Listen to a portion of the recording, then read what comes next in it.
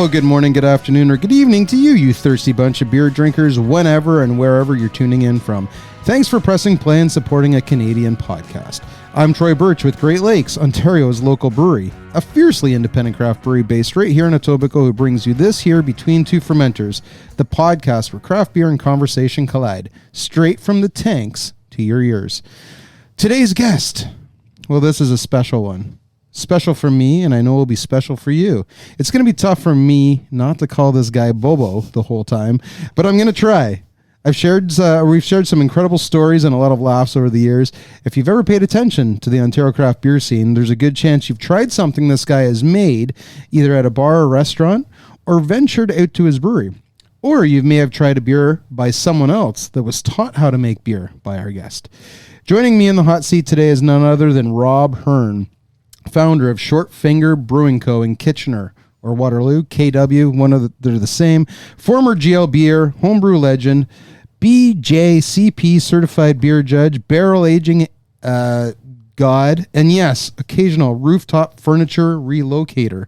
Rob and I are going to talk about everything today, from his early days sorting empties at the beer store and helping put Great Lakes Brewery on the craft beer map, to selling his Toronto home and moving to KW to build a DIY homebrew shop and brewery.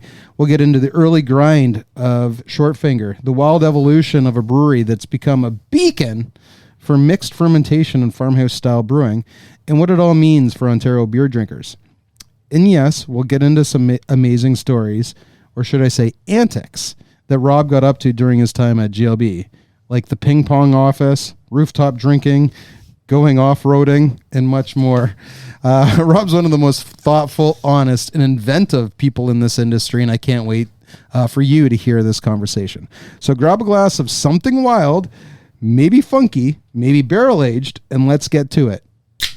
Hang tight. We'll be right back with Bobo, Rob Hern. It's Great Lakes Brewery, a fiercely independent craft brewery.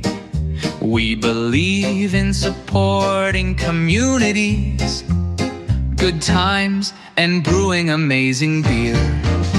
It's Great Lakes Brewery. Order online for free local home delivery. In the GTA, good times and amazing beer. That's GLB.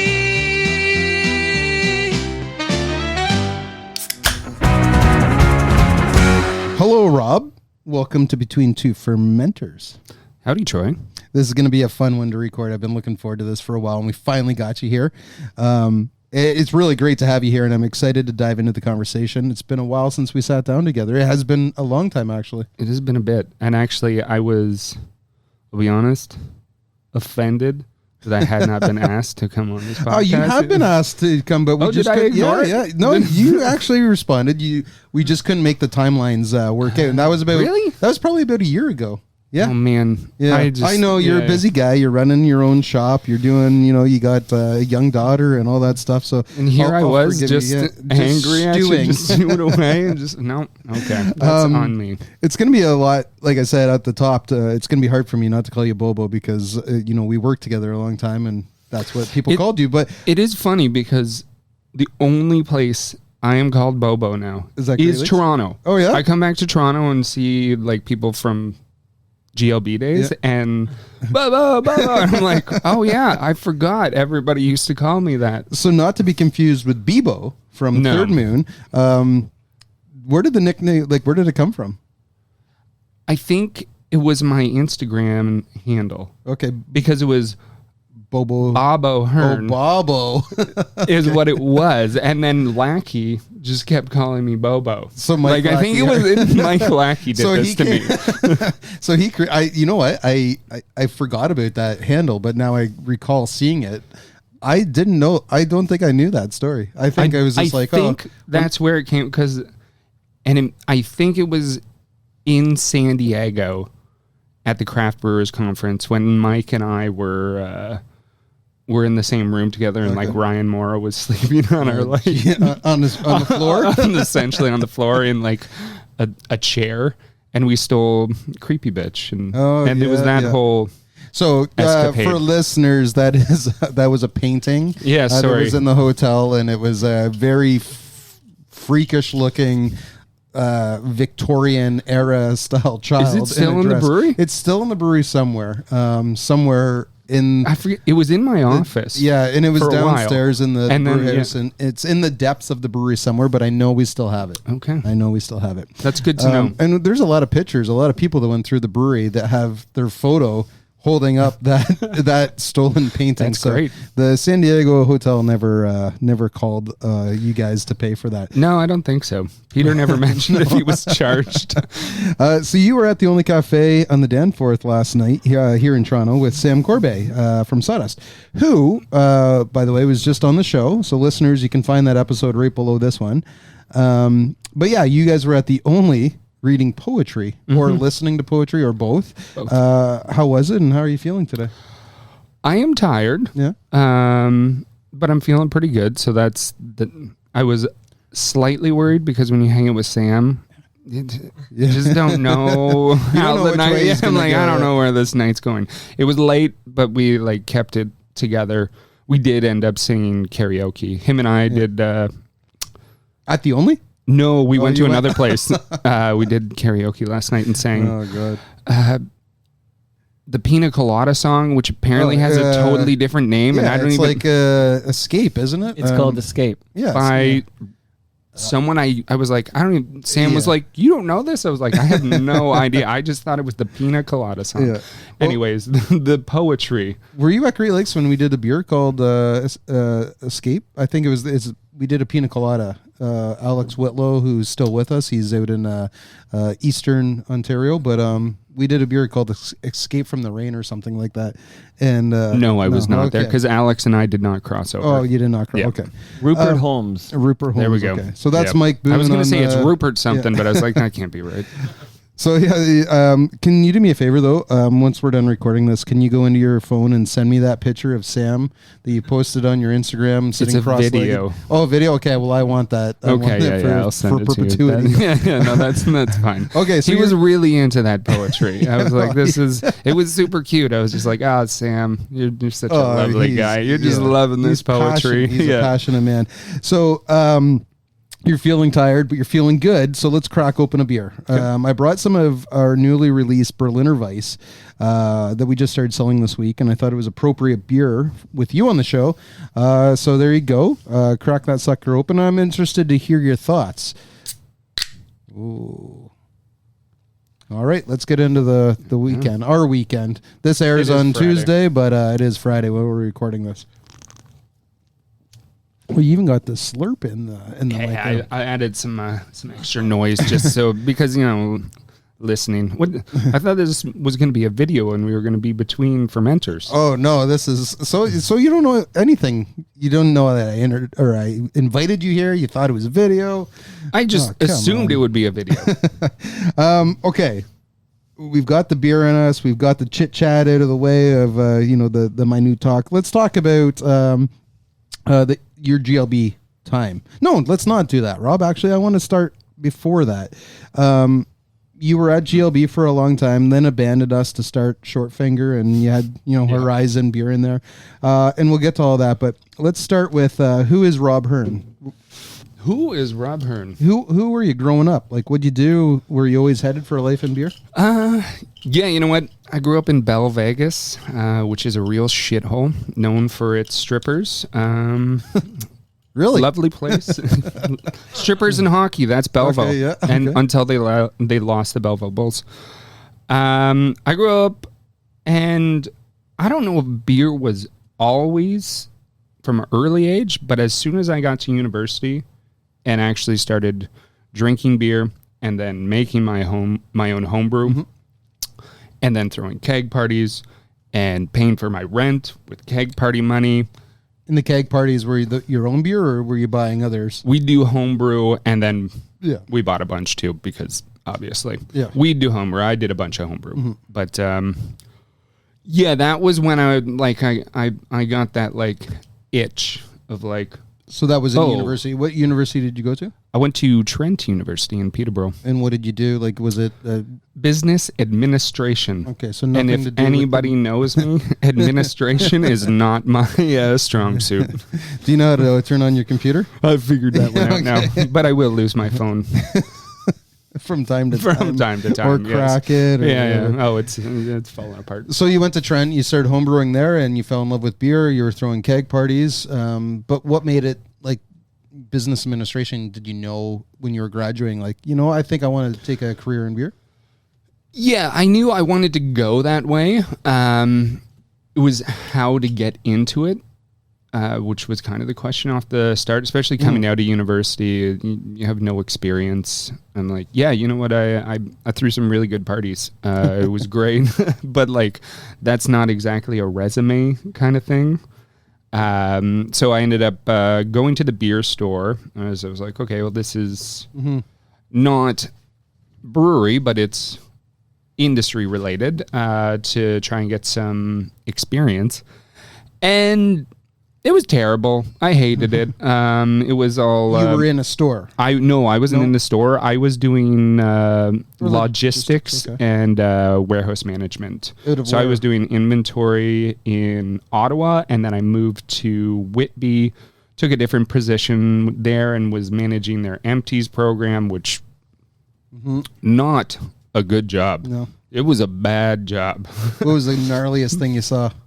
Oh, there's shit and there's like you dead mice. Oh, so that's a true thing Like- with Bob and Doug McKenzie. Oh yeah, like from, dead, like in the empties. Yeah, yeah, in the empties, not in the beer going out. No, Okay, of yeah, course, not of in the course. beer going out. Like bottles would come in and they're like just gross. in a condom and like all lubed up, and you're like, what the hell is going? Yeah, so it's Okay. it's not So not a good job. It was a start, and it wasn't as glamorous as someone might think. But No. so you got your start there. But before you came to Great Lakes, do you remember like the first beer that was like, damn, this is changing my life? You know what? First beer that I remember and specifically remember was when I was younger, and it was when I was at my cottage, and my dad let me drink some of his beer, and that was the Upper Canada Dark. And I'm not a big dark guy, but that beer resonated with me, which is kind of funny because I think I was probably 10 or something, and it wasn't the immediate like kid has a sip of beer and like spits it out, and that's gross. So like I enjoyed it. And then when Kat and I moved to Toronto and I was at Whitby. Your wife, Kat. Yeah, sorry, my wife. Yeah. I just assume everybody knows Kat. Yeah. I think it was Cameron's Dark that she got into. There was a barbecue place near our place, Barbecue 41 or... Were you Camp or no? I was Davisville. And Oh, so that would have been Camp, not Camp. Not It was something, Highway 61. That's the one. Highway 61. Yeah, so we would go there because he had a pretty good selection. But it was like Cameron's Dark, and it was all like, this was like 2009 or something like that. Like pretty early days in the craft scene. I think he had...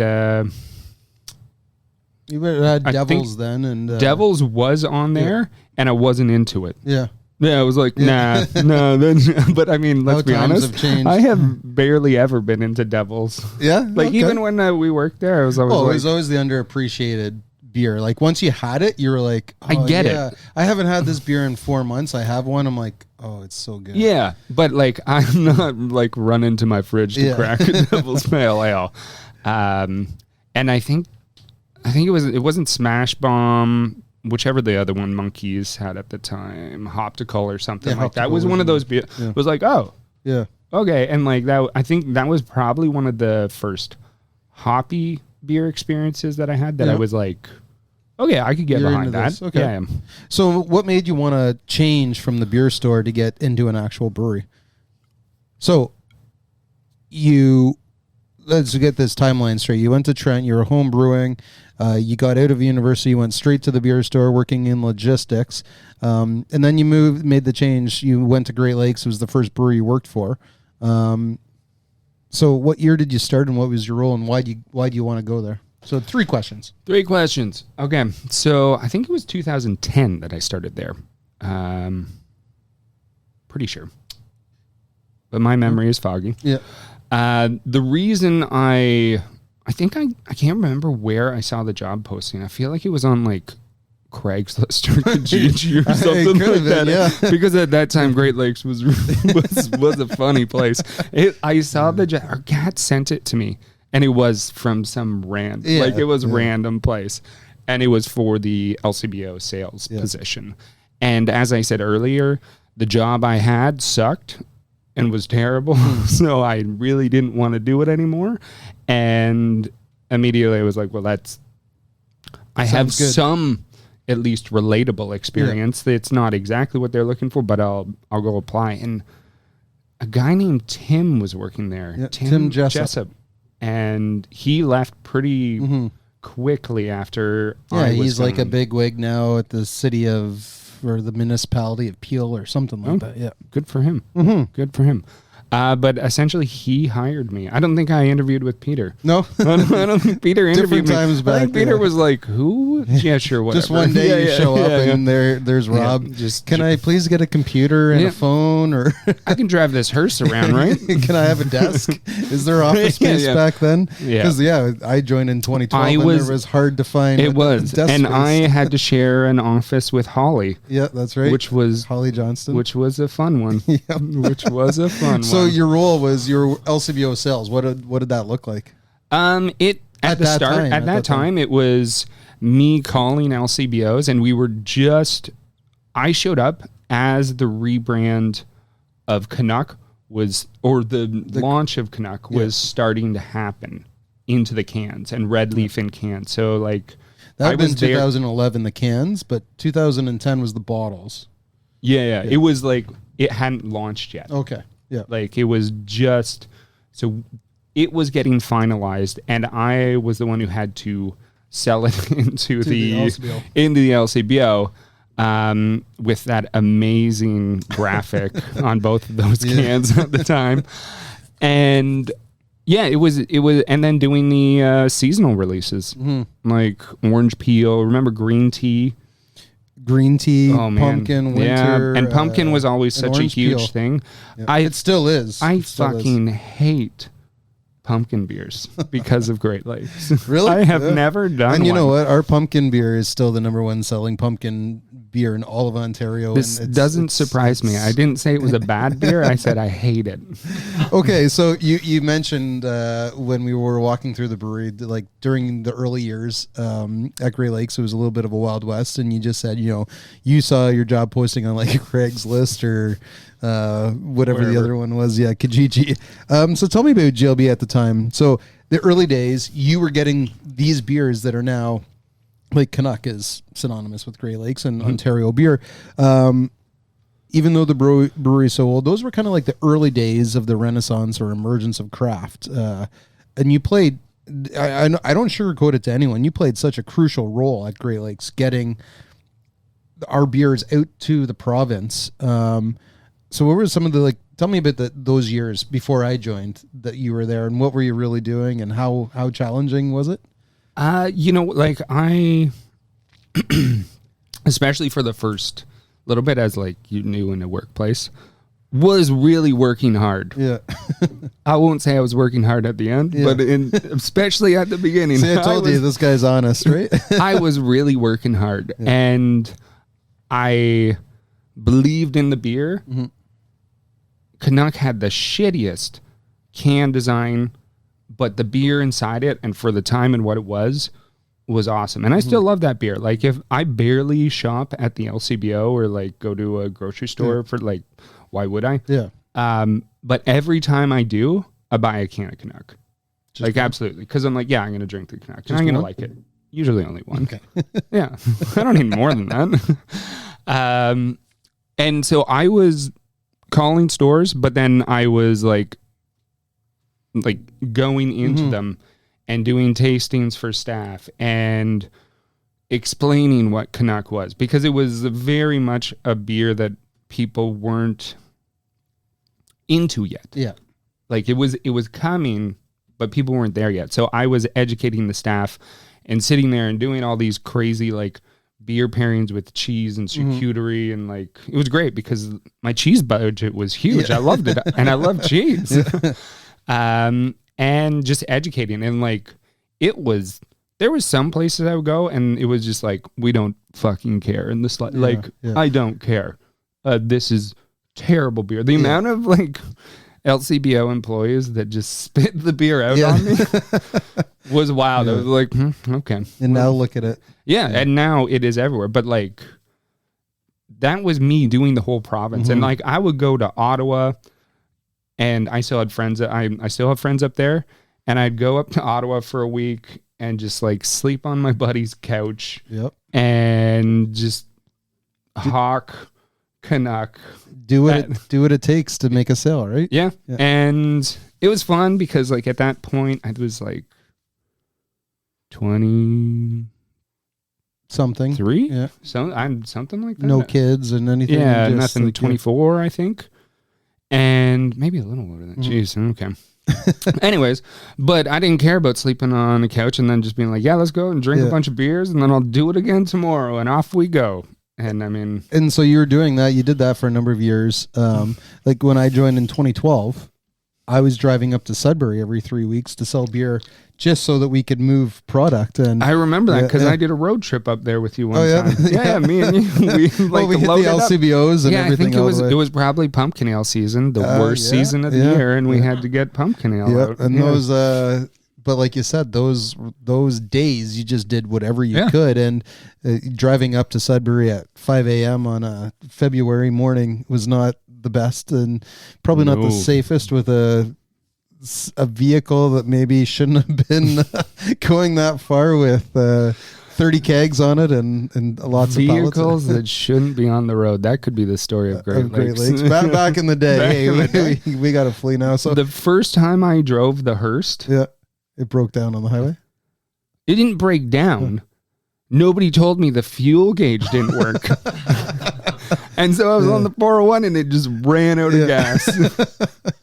Do you remember the K car too? I drove the K car everywhere. So you were the first one and then I was the second one. So when I joined, sometimes we actually fought over who was going to take a vehicle out. And do you remember before you left, I had a staple gun to staple the top of the... That's right, yeah. It kept falling down. Was always fun. And then I got the truck in the end. You got the truck, and we fought over the truck too. Yeah. We always fought over that truck because of like, I need to make a trip to London, and you're like, well, too bad. I need to go to Ottawa. Whatever. You're like, well, someone's losing out here, and then I'm not going to Ottawa in the K car. But you did go to Ottawa one time in the old tracker that had bald tires, and I almost died. Yeah, you went right into the median, right? Like into the grassy median, and you wanted to camp out in the winter. It was like around Brighton. Yeah. And all of a sudden I just like whited out, and it was like driving on the 401. Now I'm driving in the ditch. And like when the CAA guy came to get me, he's like, how the hell is he going to get you out of there? No, he was like, dude, you went for like a kilometer in the ditch. And he's like, I could see where you like kept almost getting out. And like, I was like, yeah, I just didn't slow down. He's like, well, it's a good thing you slowed down because there's like a bridge like 200 meters up there that you would have run into. And he probably looked at those tires. He's like, you're never getting out. You're never getting out here. What are you doing driving this?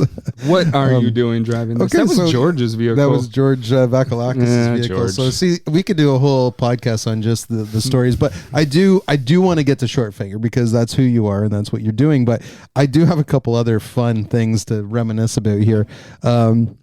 So the team went away to the Craft Brewers Conference in, I don't know what city. I think it was Denver that year. And you and I were tasked with staying behind and looking after the brewery. I was unhappy about this. And you were very unhappy about this. And my thing was always I would go every second year. So I wasn't too fussed about it.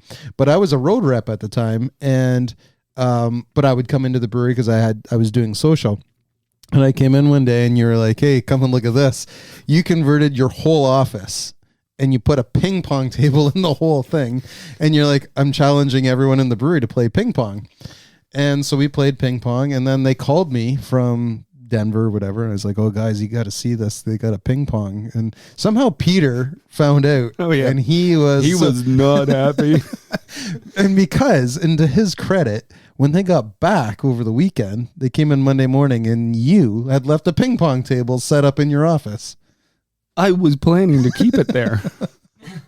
I wasn't planning on going back. So I wanted to tell that story because that's one of my favorite Rob Hern stories was he's like, oh, you know what? I'm going to make some calls, but they're gone. Fuck it. I'm just going to throw ping pong. Let's play ping pong and drink beers. I mean, and so that's what we did one day. We drank Canuck, Crazy Canuck, and played ping pong. I still love ping pong. Do you have one at Short Finger? I don't. No, you should. We did some ping pong events, but it didn't. Nobody cared. Nobody cared except me. You know who's a really good ping pong player is Peter Bullitt. He's an amazing ping pong player.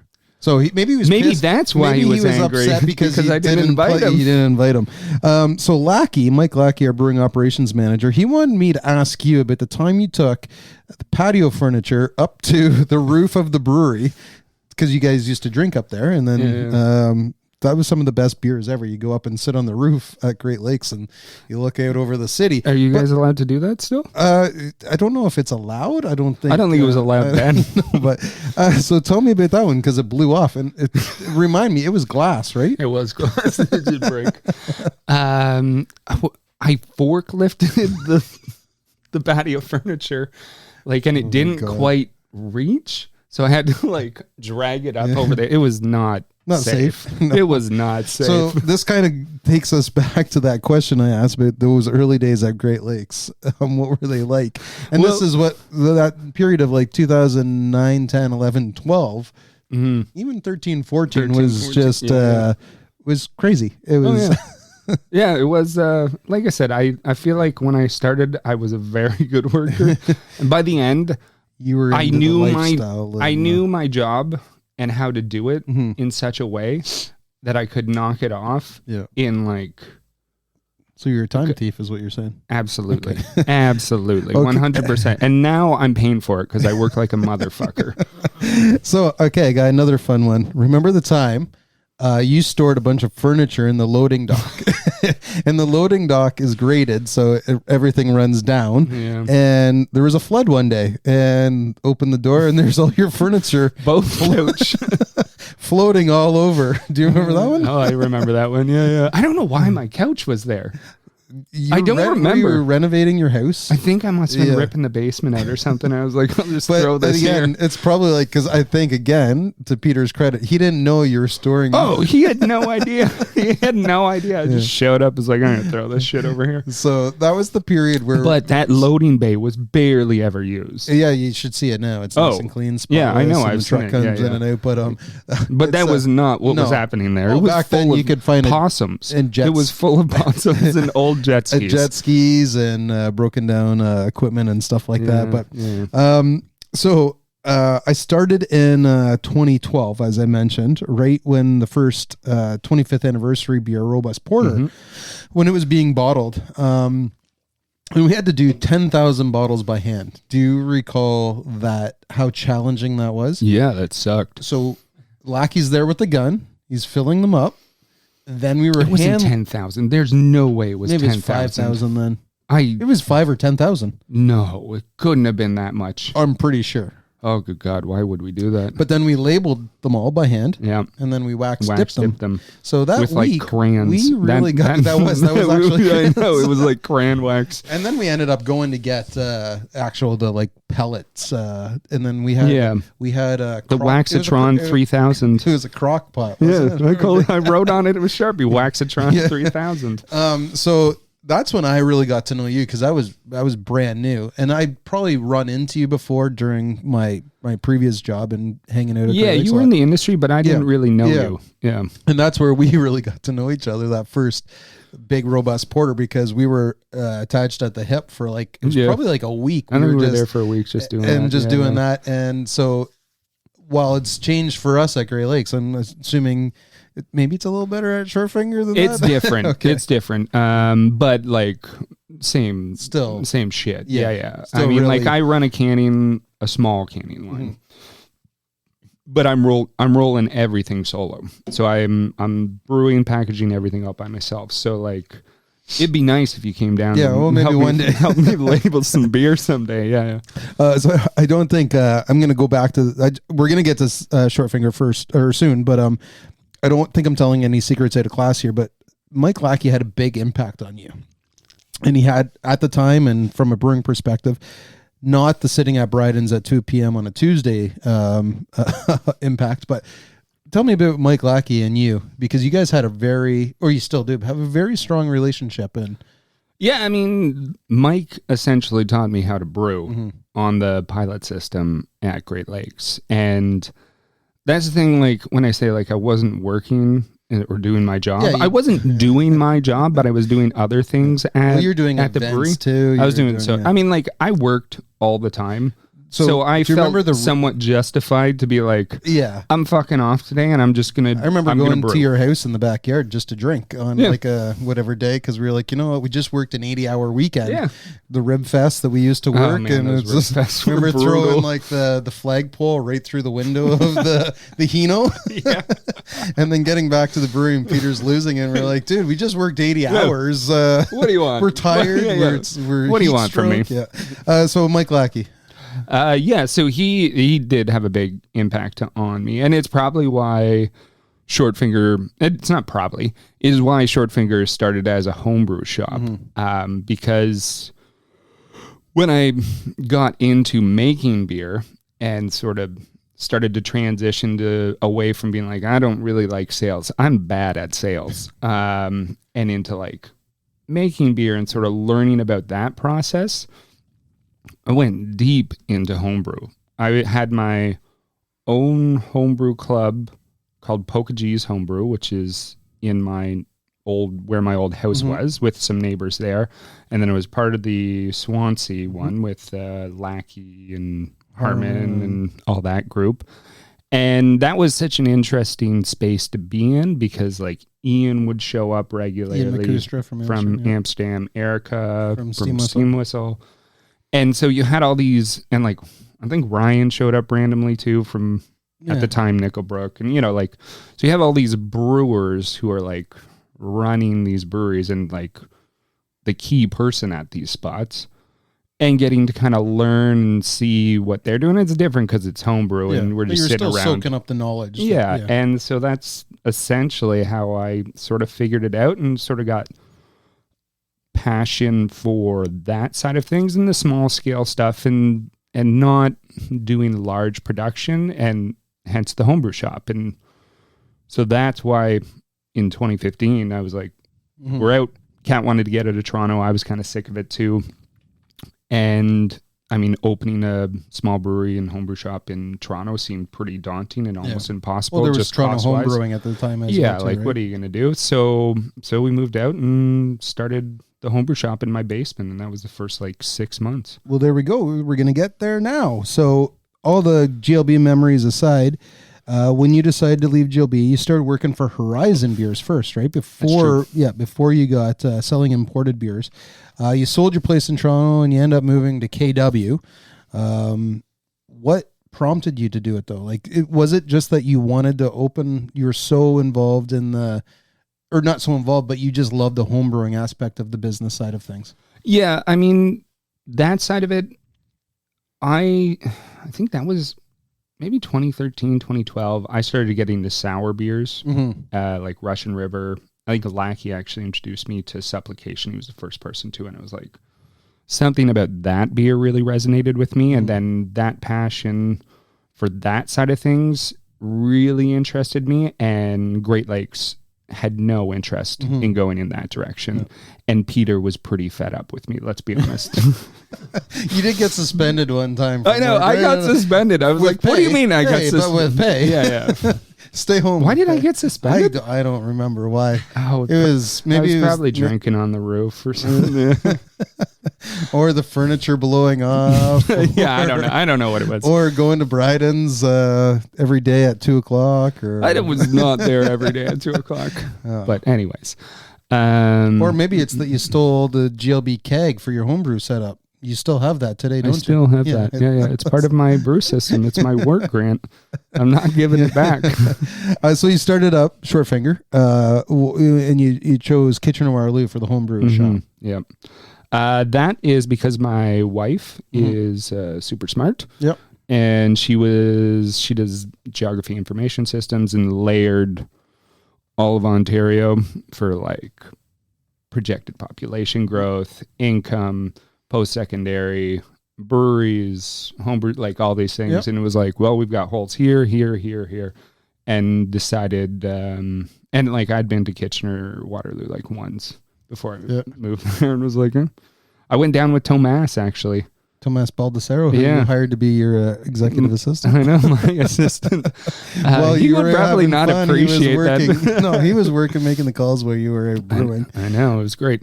But he actually took me down there for the first time and took me out to Jane Bond, and it wasn't I think it was Starlight then. And that was kind of my first experience. I was like, okay, there's a vibe down here. Like, sure. I think I can get into this. And so we ended up in Waterloo at the time, whatever, KW. And it took me a while to find a space to put the brewery and homebrew shop. But the homebrew shop came first, right? Yeah. Homebrew shop was 2015. So we just had our 10th anniversary. But I have to always tell people, like, because we just did it like 2 weeks ago, I'm like, the brewery has not been around since 2015.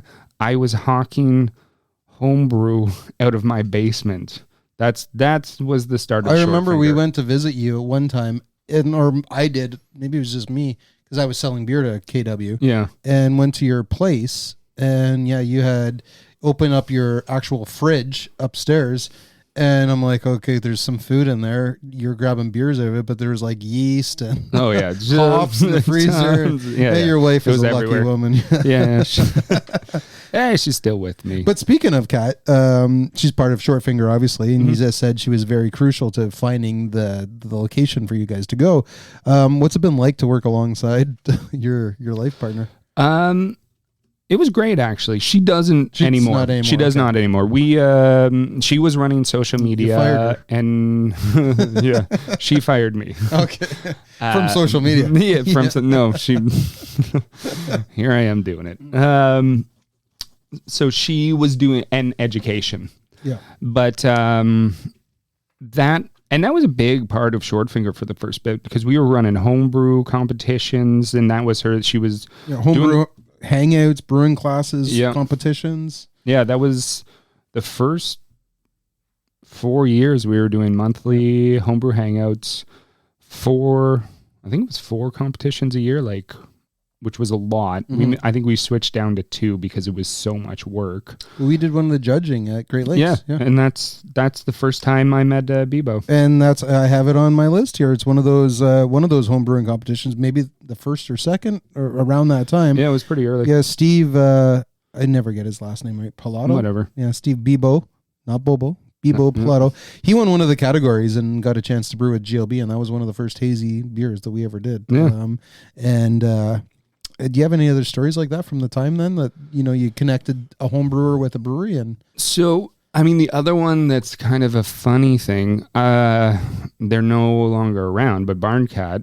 So Jeremy and I met at a growler get together before Short Finger was even open, before Barncat was open, and started chatting beer, and obviously because we were both in the process of opening it.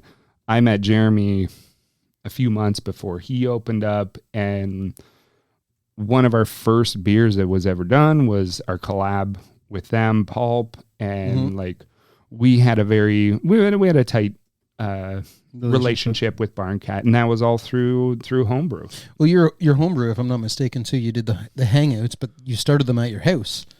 So people would come pick up ingredients or whatever, or just come and you guys would be drinking at your house. So what were those relationships like? You cultivated your own community.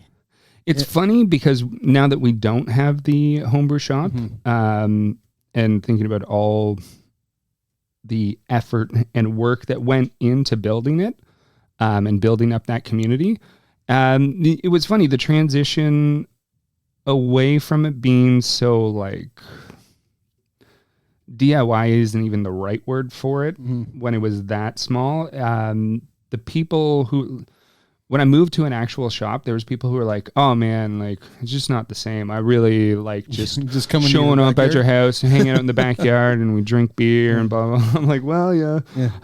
I'm sure you did enjoy that, but I also like not having people constantly showing up at my house." You look at your backyard and you just see a bunch of random exactly. brewers back there. Yeah.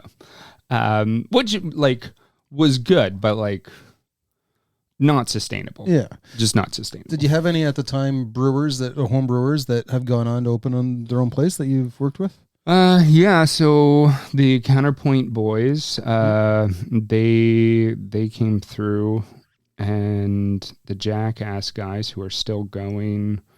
Someone else that I'm missing here.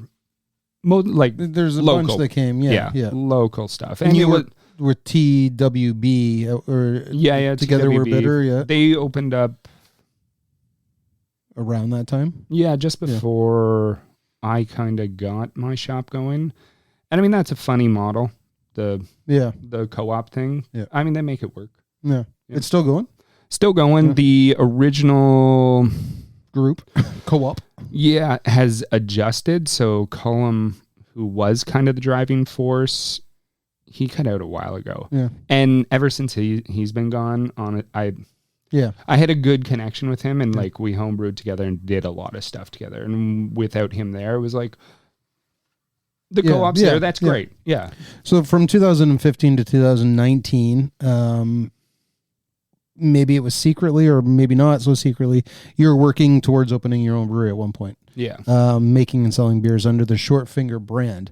So what year did you get that part of the business up and running? That was 2019?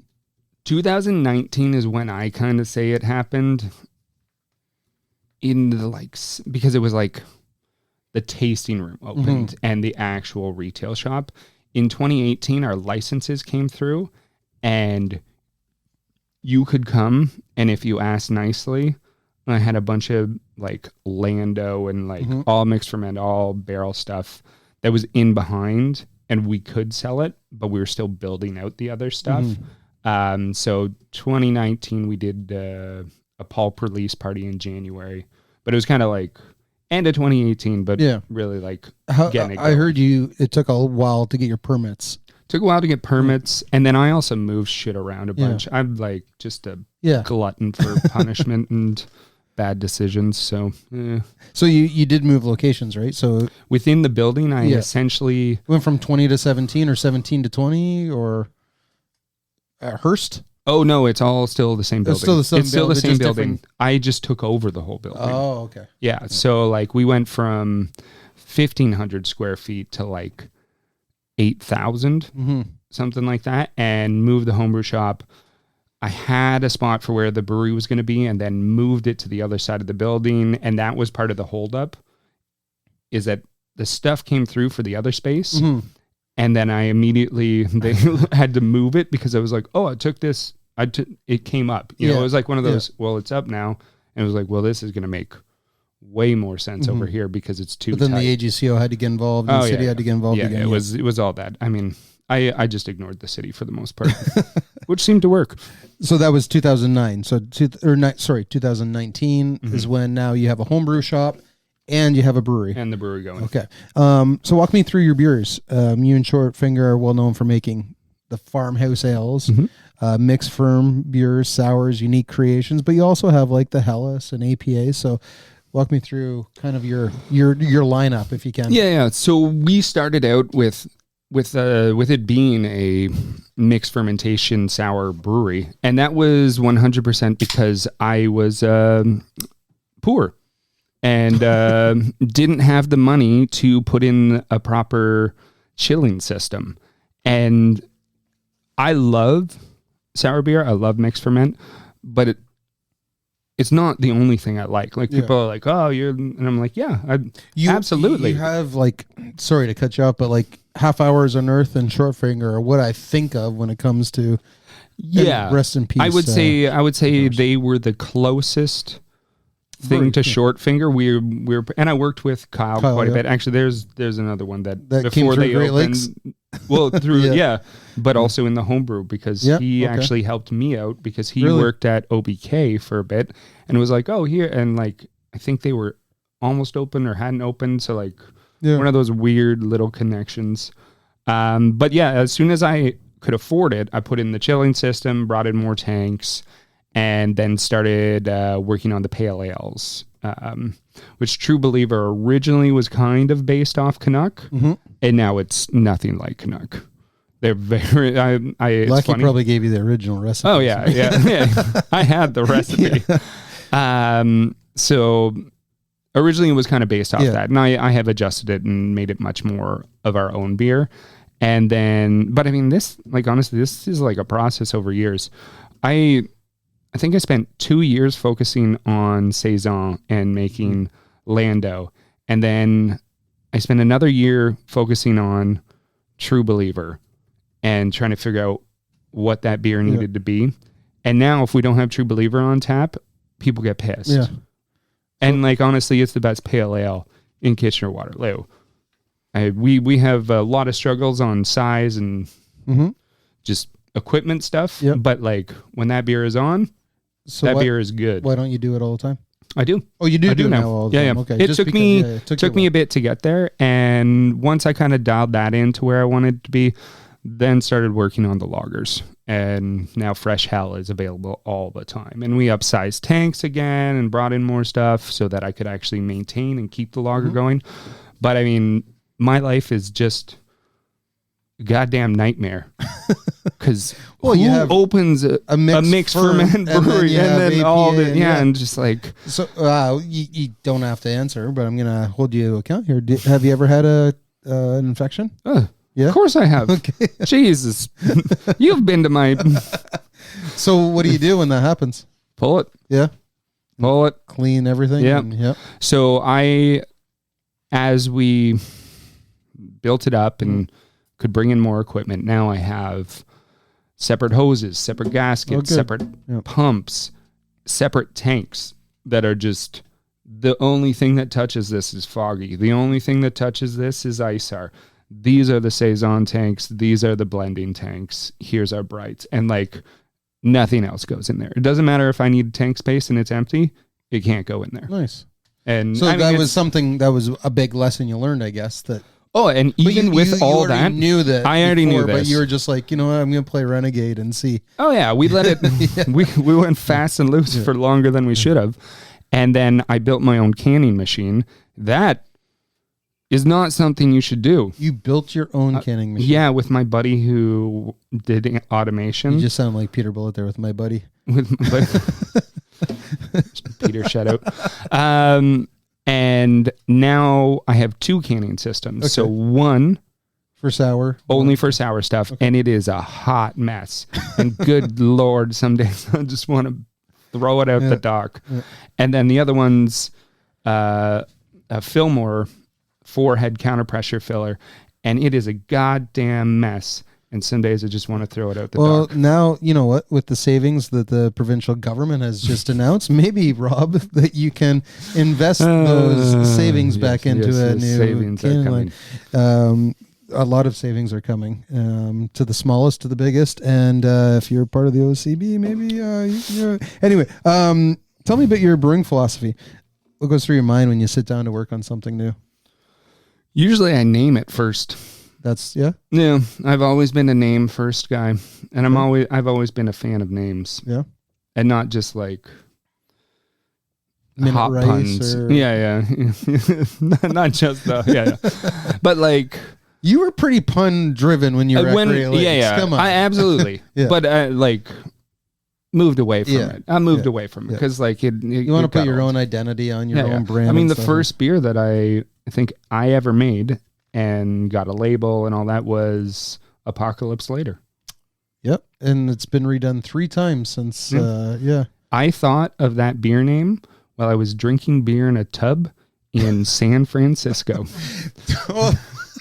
Since you brought it up, I wasn't even going to touch on that, but you like your baths. Oh, I love a good tub.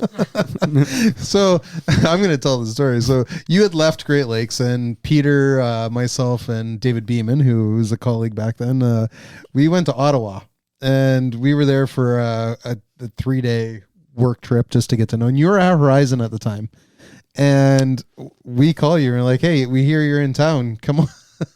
Come on out, we'll buy you dinner and we'll have drinks. And you're like, well, I'm just in the tub. Give me about an hour and I'll be there. I need a good soak. Yeah. And It's relaxing. oh, that was so good. Because at the time we were just like, okay, we'll stay in the tub. Don't even bother. Don't worry about it. But so you name a beer first and then you work backwards from that. So like if you're thinking of like a farmhouse versus an APA, do you have a different thought process that goes into that? Yeah, I mean, they're just very different styles to brew in general, and obviously the end goal of what I'm looking for. But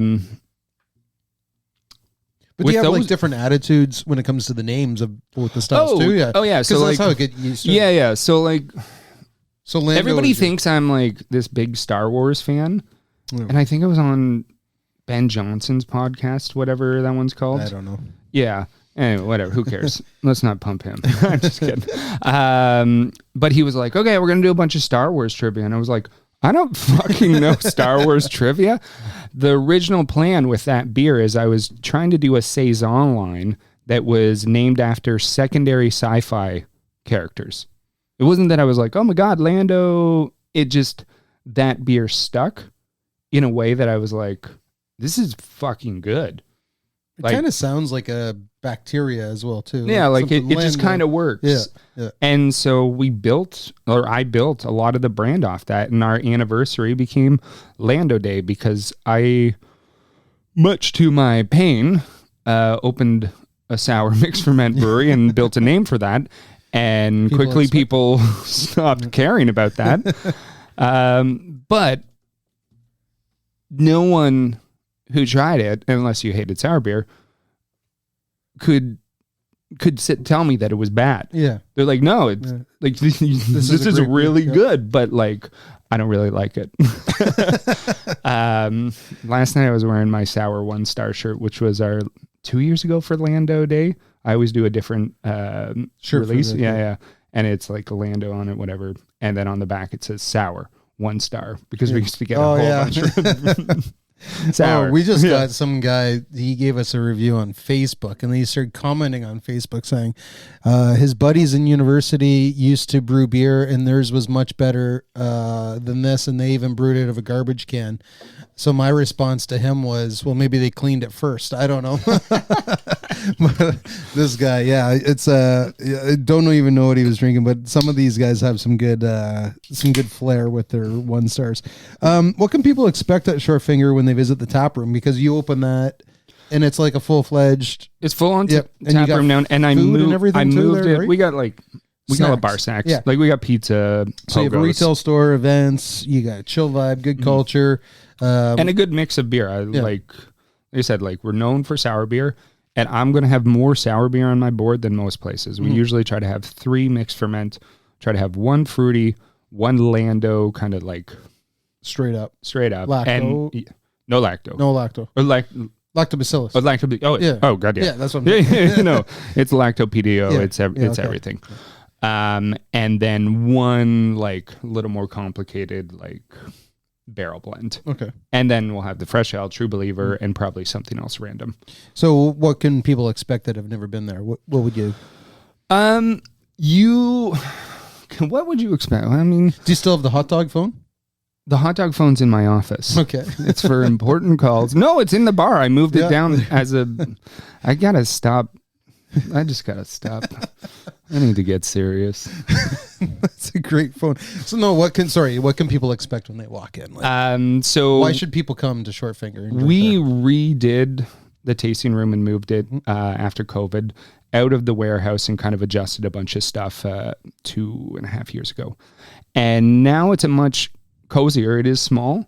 Roll up that goes right into our patio.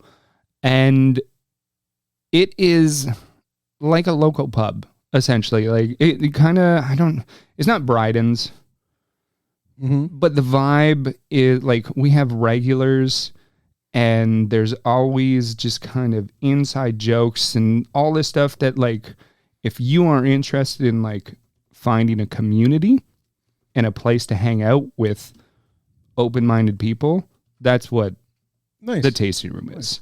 And you have a retail store so you can buy all the beers to go. And so you mentioned in 2023 you ceased operations of the home brewing part of the business. What was the reason behind that? And it sucked.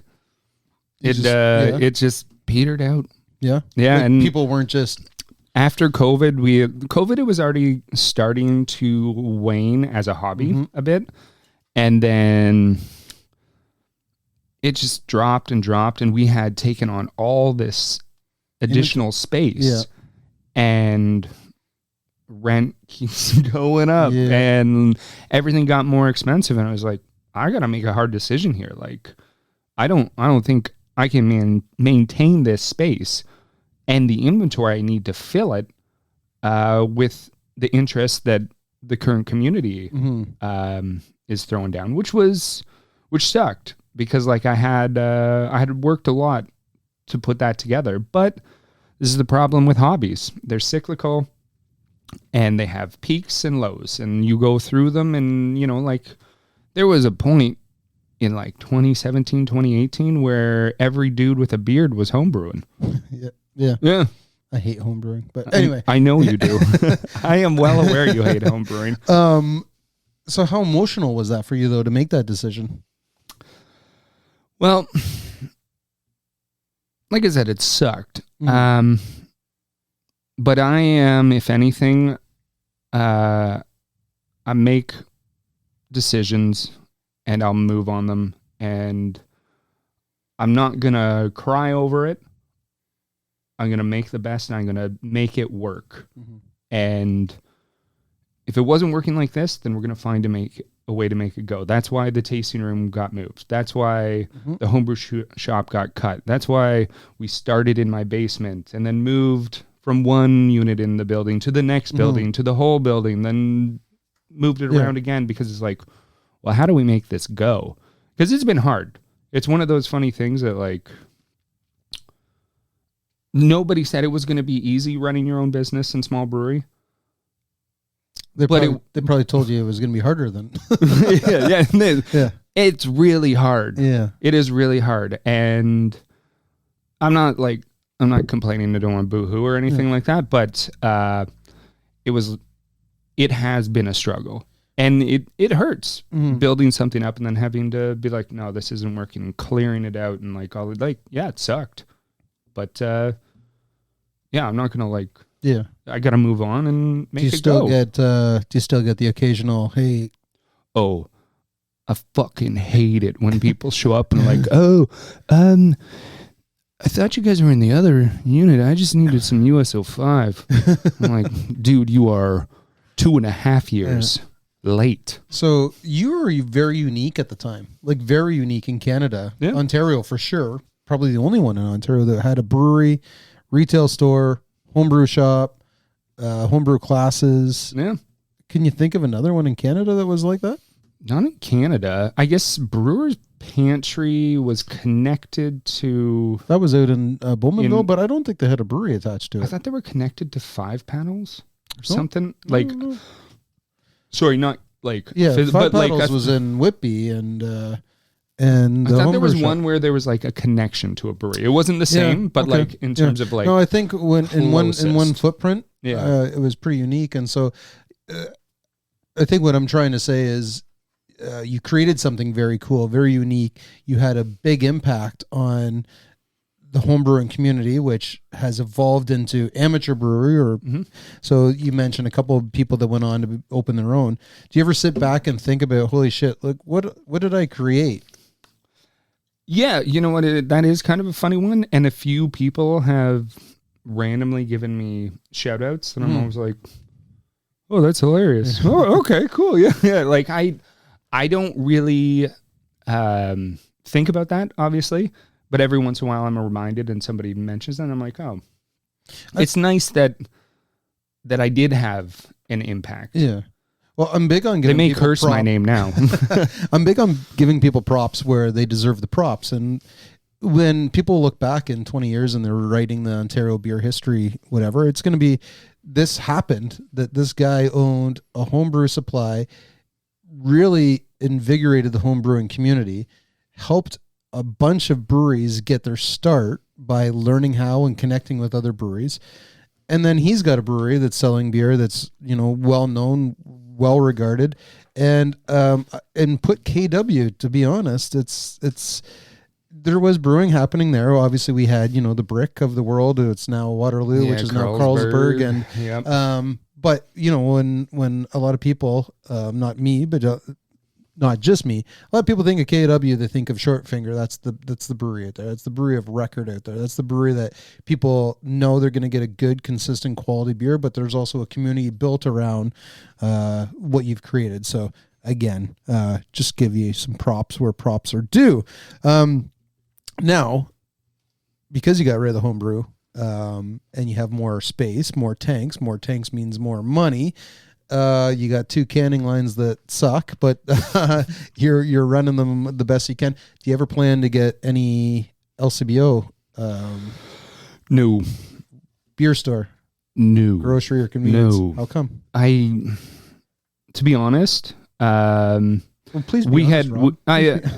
I am nothing but honest. I should stop saying that because you can just assume I'm going to be. I am not comfortable putting my beer into those locations. Nothing to do with them, but because of what we touched on earlier about the mixed fermentation in-house. You'll need a pasteurizer if you do that. Yeah, exactly. Yeah. There's ways to do it.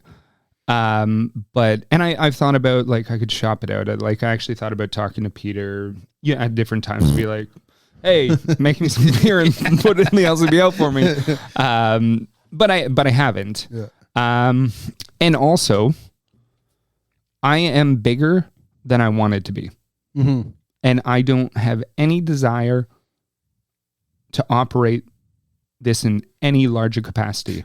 As much as I get frustrated with the size and constantly have to be brewing and we're running out of beer and it never feels like we're making enough money to make the whole thing, worthwhile in the effort.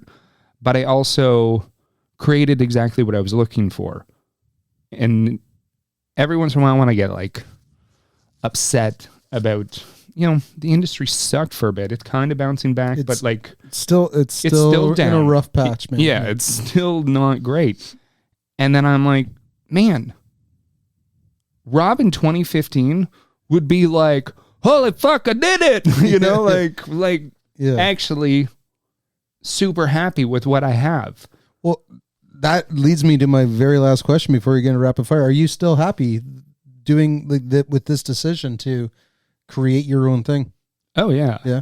I mean, for me, it is not to sound like a pretentious prick. If anyone's met you, they know you're not. Yeah. It's an artistic outlet as much as anything else. So you said you work really hard, but you also probably fuck the dog a lot too. But you're your own boss now. The only one to be mad at me is me. Is you. I guess Cat. Yeah. Peter can't be mad at me anymore. So what's the best thing about Short Finger? The best thing about Short Finger? The best thing that you hold close to your heart. Like, what is Short Finger to you? I mean, Lando. Yeah. And that beer and what I've created is like... That is the pinnacle of what Short Finger was supposed to be. Mm-hmm. A lot of people don't get it, don't like it, whatever. But there is no brewery in Ontario that has anything like it. And the batches and the different releases and building it into the whole brand. And like, we have a shirt that's mixed firm or death.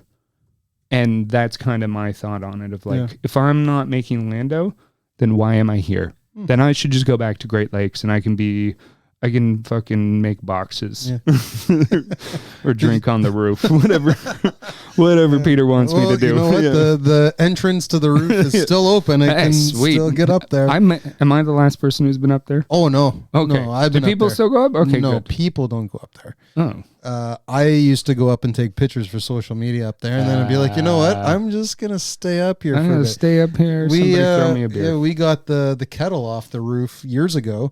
Brought it down, the one from Germany in the 1900s or whatever, and we polished it up, and it's hanging in the brew pub now. Sweet. And the other thing I would say about what I really like is I touched on just the community and like there's inside jokes and all like the people who have started coming to the brewery lately and the relationships we build with them and like my staff are amazing. Mm-hmm. And like everybody who comes to Shortfinger knows that I hate flights. If you make me pour a flight, I'm going to be angry and I'm going to dislike you. And on Lando Day, I was like, okay, flights are 100% marked up. So we changed the price to $24. And then Mike, which is ridiculous for like 3 ounce or whatever it is, like $24. And then Mike, who was like my like second and like I couldn't do this shit without him, changed it on the board to $1 million for a flight. And then 2 people ordered it. And I was like, that's $1 million, people. Are we retiring? Are we done? But he didn't charge them $2 million. I was disappointed. Can I tell you a little secret? Flights make you a lot of money. I've noticed. Especially when you double the price. If you double the price, but the reason we do them, we don't do them on busy days. Yeah. And that's kind of our rule too. And I just hate doing them. Yeah. So you're brewing the beer, you're packaging the beer, you're selling the beer. Are you working in the tap room too? Yeah, like I got to get to Kitchener for 1:00 because all my staff are like out of town and I have to run the tasting room today. So if you're not there right at 1, it's not open. There's nobody there. All right, well, let's get this going here. So next up is rapid fire question time. So hang tight. We'll be right back after a word from Roland Baggets. Well, how's your doodle? Roland Baggets here, rolling solo down here at Sunnyside Beach. I likes to get here nice and early to grabs me some prime sandy real estate. I lays out me towel, slather myself liberally with tannin butter, and soak in some tasty vitamin D. Speaking of tasty, looky in me cooler box. A whole gaggle of Sunnyside Session IPA. Big on the taste, low on the alcohol. A springtime, summertime, anytime treat, and a permanent staple in the grips of me fingers. Oh, and check out the can to see a brand new me. Been lifting some iron to boost me biceps, triceps, and me deltoids. You know what they say, sun's out, guns out. Work your tan and crack a can of Sunnyside Session IPA.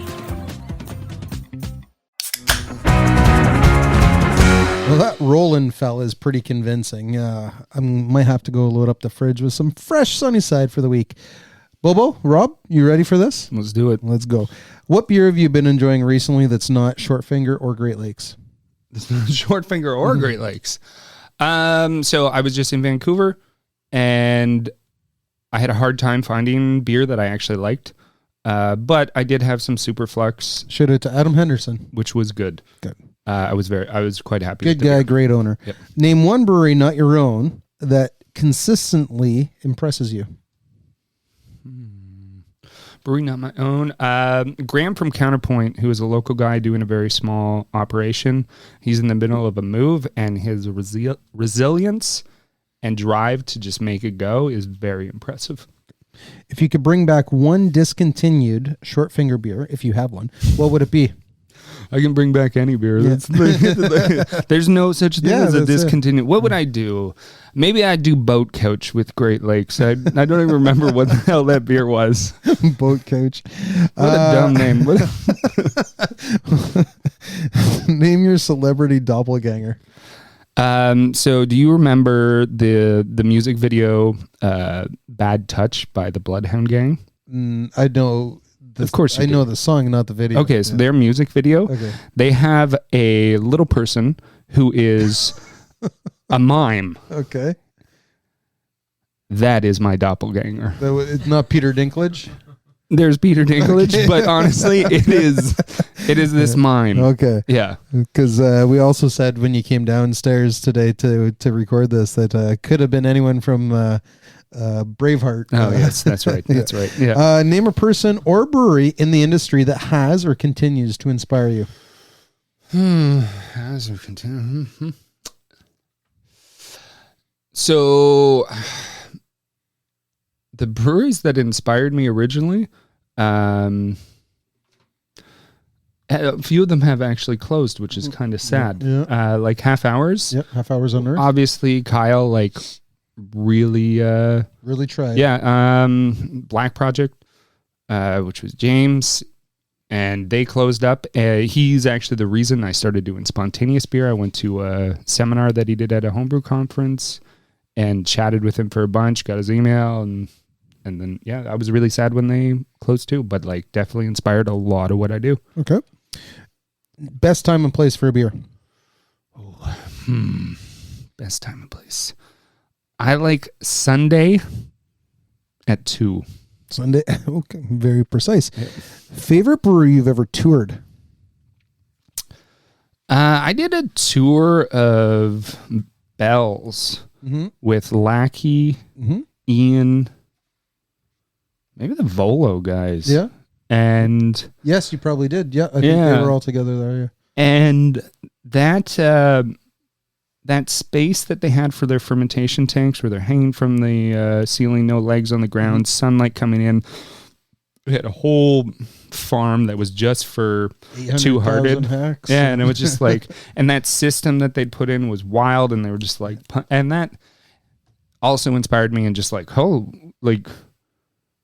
these guys almost went bankrupt in the 80s, and look at them now. Look at them now. Yeah, we were just there. A bunch of us were just there in end of March for Oberon Day, and they treated us very, very well. Name a bar that no longer exists that you miss the most. Well, that one's easy.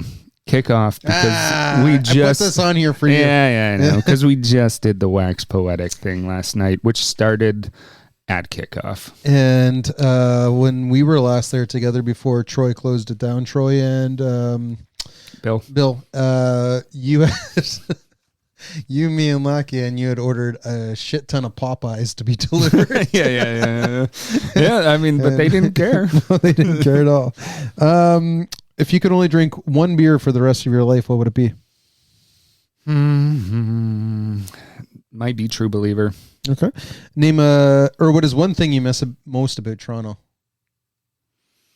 I miss being able to go out for food on Sunday at 8:00. I thought you were going to say Bryden's. That's what. No. Okay, food at 8:00. Portuguese. Yeah, I love Portuguese, anything. It's weird. It's getting better. Yeah, but like it's this like everything is closed. I'm like, God damn it! It's 8:00. On like I just. What's the biggest mistake you've ever made in the brewery, and what did it teach you? Oh Jesus. Opening it? Yeah. Okay, there we go.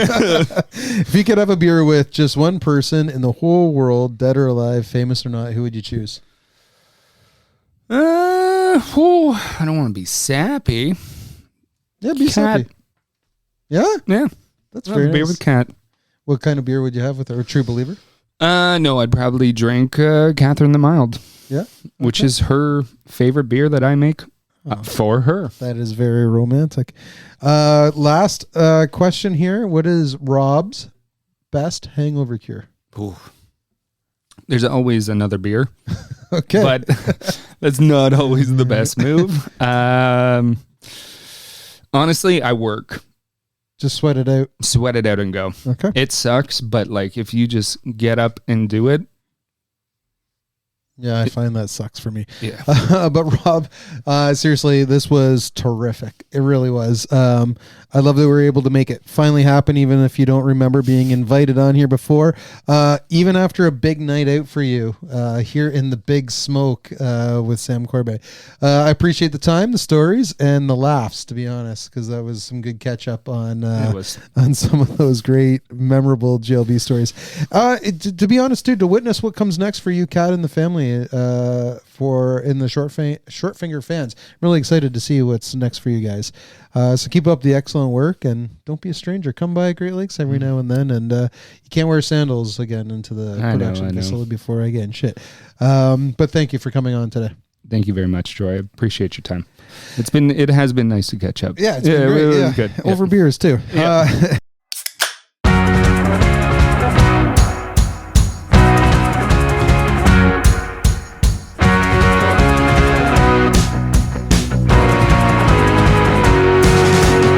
And that's it. That's all, folks. Episode 40 with Rob Hern. Mr. Shortfinger of Shortfinger Brewing has moved from the mash tun to the fermenters. If you enjoyed our conversation or any other episodes, please leave a review or comment wherever you get your podcasts. Today's episode was fueled by cans of Berliner Weiss and Sunnyside Session IPA. You can find cans of Sunnyside across Ontario at your local LCBO stores, at both GLB retail locations, the beer store, grocery stores, convenience stores, and online at greatlakesbeershop.ca for free local home delivery. The Berliner Weiss, well, you can find it at both GLB retail store locations. You can visit the brewery at 30 Queen Elizabeth Boulevard in Etobicoke, or grab some delicious eats and fresh pours at our brew pub at 11 Lower Jarvis Street in Toronto. If you have any content you'd love to hear us discuss on the show, guest ideas, or just want to tell us what you're drinking, drop us a line at podcast@greatlakesbeer.com. Until next time, please remember to keep tipping your glass of fresh GLB in the right direction. Supporting local never tasted so good. Cheers, Rob. Cheers. To learn more about what's happening at Great Lakes Brewery, visit greatlakesbeer.com and subscribe to our weekly newsletter, or follow Great Lakes Beer on your favorite social media platforms.